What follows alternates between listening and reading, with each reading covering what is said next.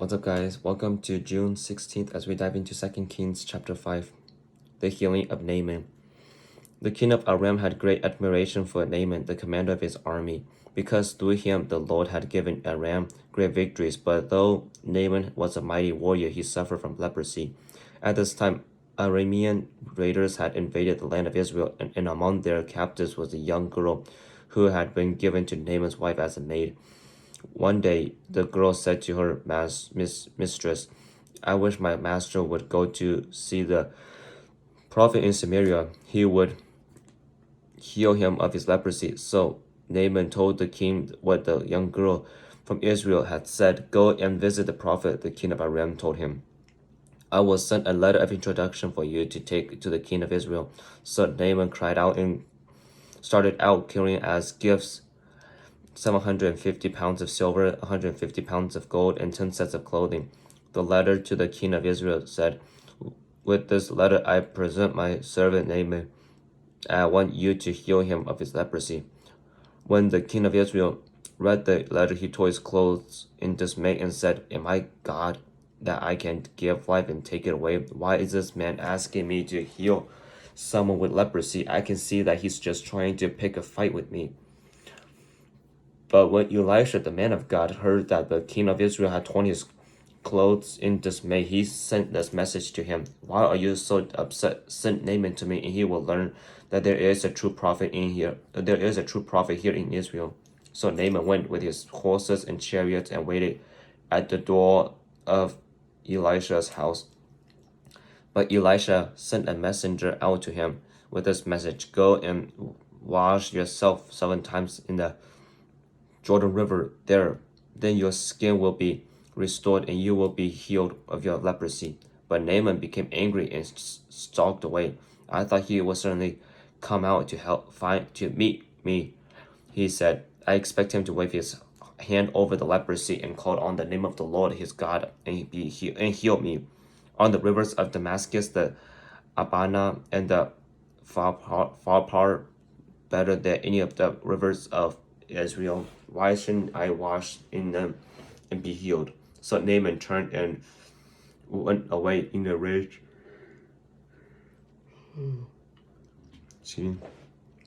But his officers tried to reason with him and said, "Sir, if the prophet had told you to do something very difficult, wouldn't you have done it? So you should certainly obey him when he says simply, 'Go and wash and be cured.'" So Naaman went down to the Jordan River and dipped himself 7 times as the man of God had instructed him, and his skin became as healthy as the skin of a young child, and he was healed. Then Naaman and his entire party went back to find the man of God. They stood before him, and Naaman said, "Now I know there is no God in all of the world except in Israel, so please accept a gift from your servant." But Elisha replied, "As surely as the Lord lives, whom I serve, I will not accept any gifts." And though Naaman urged him to take the gift, Elisha refused. Then Naaman said, "All right, but please allow me to load 2 of my mules with earth from this place, and I will take it back back home with me. From now on, I will never again offer burnt offerings and sacrifices to any other god except the Lord. However, may the Lord pardon me in this one thing. When my master, the king, goes into the temple of the god Raman to worship there and leans on my arms, may the Lord pardon me when I bow to." "Go in peace," Elisha said. So Naaman started home again. The greed of Gehazi. But Gehazi, the servant of Elisha, the man of God, and said to himself, "My master should not have let this Aramean get away without accepting any of his gift. As surely as the Lord lives, I will chase after him and get something from him." So Gehazi set off after Naaman. When Naaman saw Gehazi returning after him, he climbed down from his chariot and went to meet him. "Is everything all right?" Naaman asked. "Yes," Gehazi said, "but my master has sent me to tell you that 2 prophets from the hill country of Ephraim had just arrived. He would like 75 pounds of silver and 2 sets of clothing to give to them. By all means, take twice as much silver Naaman insisted. He gave him 2 sets of clothing, tied up the money in 2 bags, and sent 2 of his servants to carry the gifts for Gehazi. But when they arrived at the citadel, Gehazi took the gifts from the servant and sent the men back.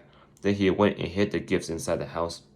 When he went into his master, Elisha asked him, "Where have you been, Gehazi?" "I haven't been anywhere," he replied. But Elijah asked him, "Don't you realize that I am there in spirit when Naaman stepped down from his chariot to meet you?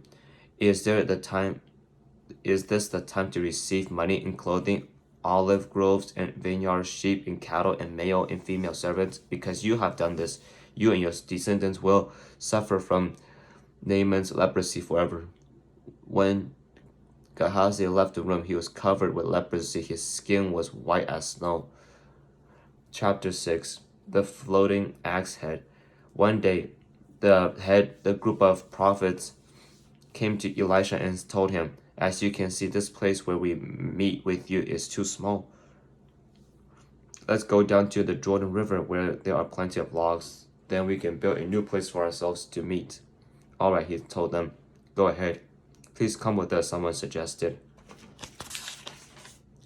I will, he said. So he went with them.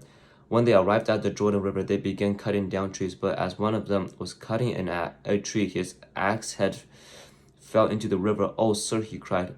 "It was a borrowed axe." "Where did it fall?" the man of God asked. When he showed him the place, Elisha cut a stick and threw it into the water at that spot. Then the axe head floated to the surface. "Grab it," Elisha said, and the man reached out and grabbed it. Elisha traps the Aramean. When the king of Aram was at war with Israel, he would confer with his officers and say, "We will mobilize our forces as such and such a place." But immediately, Elisha, the man of God, who would warn the king of Israel, "Do not go near that place, for the Arameans are planning to mobilize their troops there." So the king of Israel would send word to the place indicated by the man of God. Time and again, Elisha warned the king so that he would be on the alert there. The king of Aram became very upset over this. He called his officers together and demanded, "Which of you is the traitor who has been informing the king of Israel of my plans?" "It's not us, my lord the king," one of the officers replied. "Elisha, the prophet in Israel, tells the king of Israel, even the words you speak in the privacy of your bedroom. Go and find where he is," the king commanded, "so I can send troops to seize him." And the report came back, "Elisha is at Dothan." So one night the king of Aram sent a great army with many chariots and horses to surround the city. When the servant of the man of God got up early the next morning and went outside, there were troops, horses, and chariots everywhere.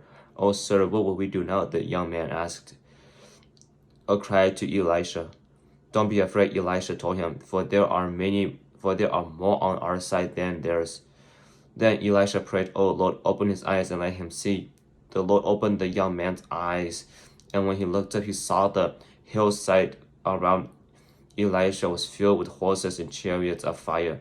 As the Aramean army advanced towards them, Elisha prayed, "Oh Lord, please make them blind." So the Lord struck them with blindness as Elisha had asked.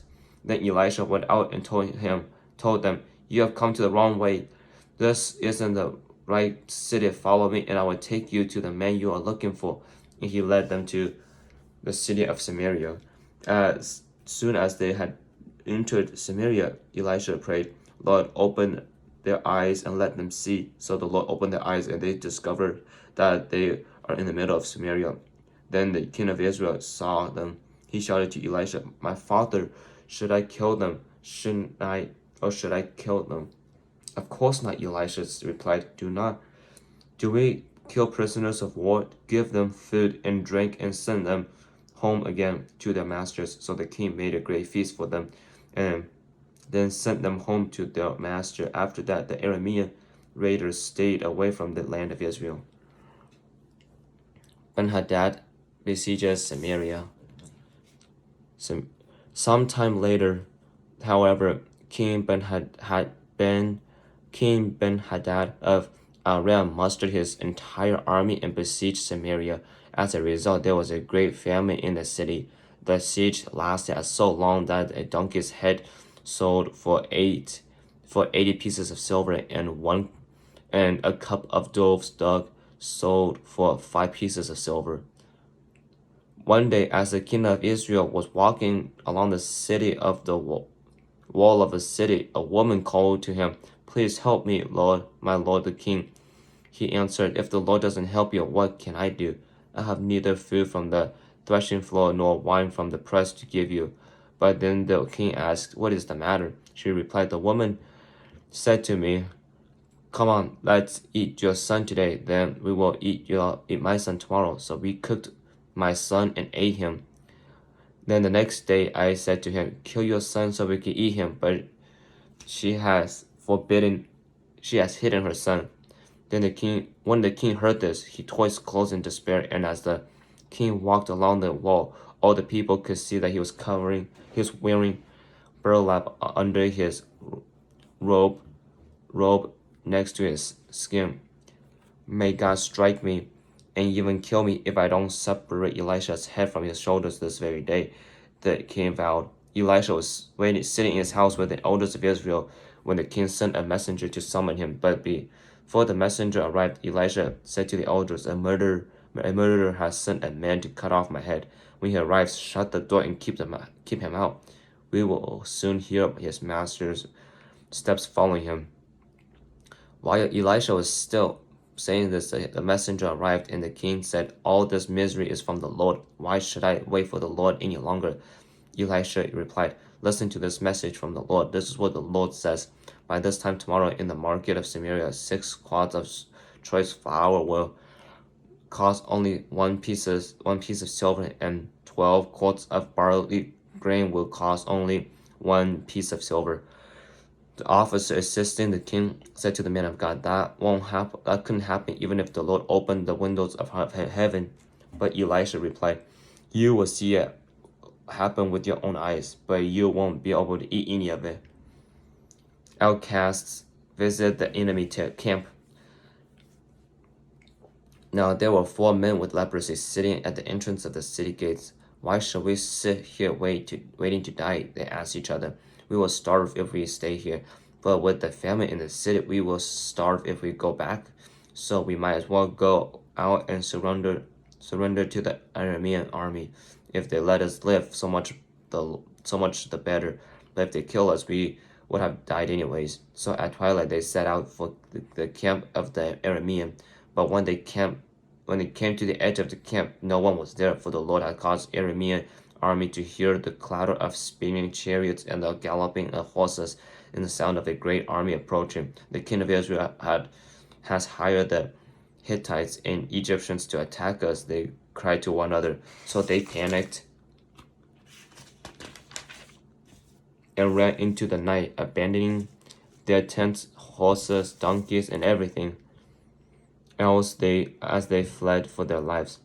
When the men with leprosy arrived at the edge of the camp, they went into one tent after another, eating and drinking wine. They carried out silver and gold in clothing and hid it. Finally, they said to each other, "This is not right. This is a day of good news, and we aren't sharing it with anyone. If we wait until morning, some calamity will certainly fall upon us. Come on, let's go back and tell the people at the palace." So they went back to the city and told the gatekeepers what had happened. "We went out to the Aramean camp," they said, "and no one was there. The horses and donkeys were tethered and the tents were all in order, but there weren't a single person around." Then the gatekeeper shouted the news to the people of the palace. Israel plunders the camp. The king got out of bed in the middle of the night and told his officers, "I know what has happened. The Arameans knew we were starving, so they had left their camp and had hidden in the fields. They're expecting us to leave the city, and then they will take us alive and capture the city." One of his officers replied, "We had better send our scouts to check into this. Let them take 5 of the remaining horses. If something happens to them, it will be no worse than if they stay here and die with the rest of us." So 2 chariots with horses were prepared, and the king sent scouts to see what had happened to the Aramean army. Then they went all the way to the Jordan River, following a trail of clothing and equipment that the Arameans had thrown away in their mad rush to escape. The scouts returned and told the king about it. Then the people of Samaria rushed out and plundered the Aramean city, a camp. So it was true that 6 quarts of choice flour were sold that day for 1 piece of silver, and 12 quarts of barley grain were sold for 1 piece of silver, just as the Lord had promised. The king appointed his officer to control the traffic of the gate, but he was knocked down and trampled to death as the people rushed out. So everything happened exactly as the man of God had predicted. When the king came to his house, the man of God had said to the king, "By this time tomorrow in the market of Samaria, 6 quarts of choice flour will cost 1 piece of silver, and 12 quarts of barley grain will cost 1 piece of silver." The king's officer had replied, "That wouldn't happen even if the Lord opened the windows of heaven."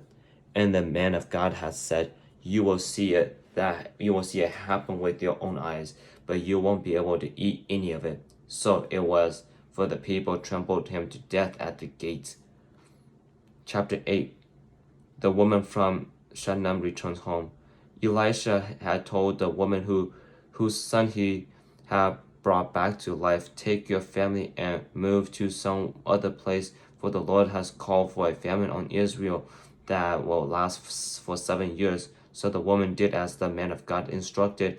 She took her family and settled in the land of the Philistines for 7 years. After the famine ended, she returned from the land of Philistines, and she went to see the king about getting back her house and land. As she came in, the king was talking with Gehazi, the servant of the man of God. The king had just said, "Tell me some stories about the great things Elisha has done." And Gehazi was telling the king about the about the time Elisha brought a boy back to life. At that very moment, the mother of the boy walked in to make her appeal to the king about her house and land. "Look, my lord, the king," Gehazi exclaimed, "here is the woman now, and this is her son, the very one Elisha brought back to life." "Is this true?" the king asked her, and she told him the story. So he directed one of his officials to see that everything she had lost was restored to her, including the value of any crops that had been harvested during her absence. Hazael murders Ben-Hadad. Elisha went to Damascus, the capital of Aram, when King Ben-Hadad lay sick. King Ben-Hadad lay sick.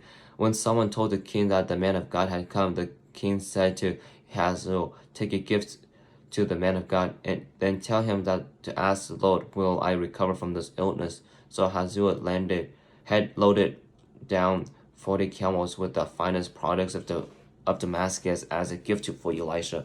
He went to him and said, "Your servant Ben-Hadad, the king of Aram, has sent me to ask, will I recover from this illness?" And Elisha replied, "Go and tell him he will surely recover, but actually the Lord has shown me that he will surely die."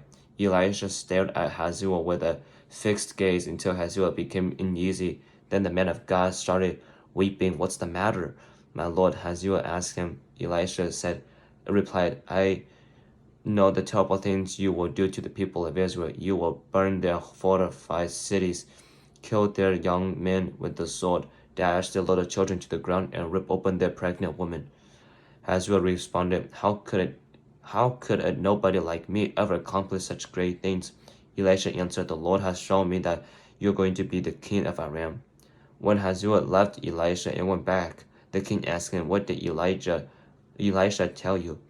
And Hazael replied, "He told me that you will surely recover." By the next day, Hazael took a blanket soaked it in water, and held it over the king's face until he died. Then Aram, and then Hazael became the next king of Aram.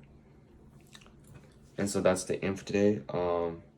So I'm just itchy from all this stuff, but Naaman, he's too prideful to get washed in the dirty water. Sometimes I feel like to truly experience, to be truly healed, you have to deal with the hard things, with the ugliness. You can't just keep avoiding it. That's called avoiding, not healing from from your past. And so yeah, like being able to like tackle it with God. That's how you become clean. That's how you be healed from your wounds, is if you tackle and deal with your problems instead of just running away from it and try to find other solutions that are not as good and stuff. And obviously a big theme about this whole story is about Naaman is that he expected, there's a lot of things that he expected would happen that didn't actually happen. He expected Elisha to come out, to greet him, but Elisha did not. He expected himself to be bathing in like a clean, good water, and that didn't happen. He expected Elisha to take the money. That did not happen. He did not expect, yeah. And so like those things, like it's like God's like understanding that some of those things works because of God, and so realizing like just because our plans may not be the best, just because our plans are not working or feel like they worked out, does not mean that it's better, it's good for us. Sometimes we have to face unplanned situations, things that we were not planning for, to because when we able to do that, like deal with not always planning things out the right way. That's how we kind of get saved in a sense, right? Like and stuff. But yeah, and then Gehazi took the credit that God has done for Naaman by taking the gold and the treasures, even though Elisha clearly said no.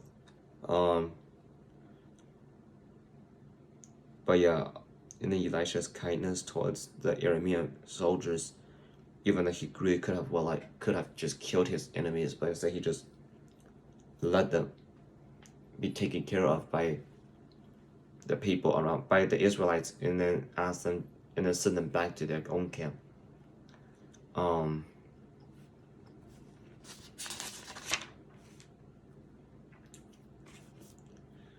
And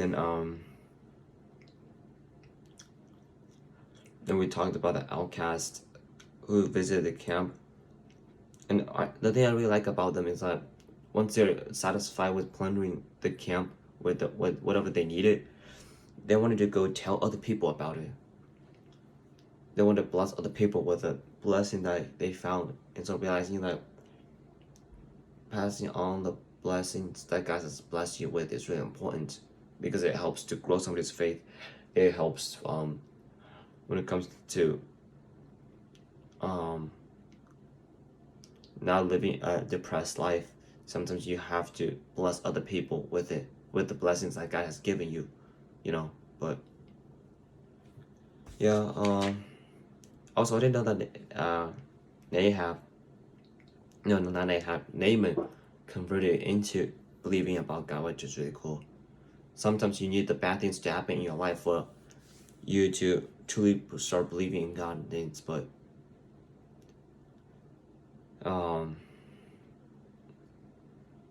that's all I have to share. So, and you guys go and walk with God today.